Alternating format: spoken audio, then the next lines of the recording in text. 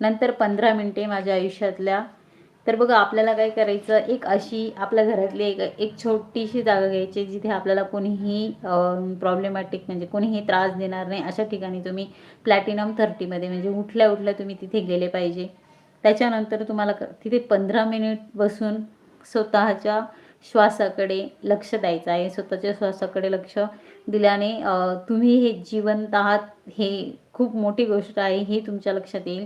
कारण की खूप साऱ्या लोकांनी उद्या सकाळ म्हणजे आज डोळे लावल्यावर उद्या सकाळी डोळे उघडले नाही, तर तुमचे डोळे उघडलेले आहेत आणि तुम्ही जागे झालात. तुम्हाला आजचा दिवस भरभरून जगण्यासाठी मिळालेला आहे, त्यासाठी तुम्ही खूप खूप आभारी व्हा.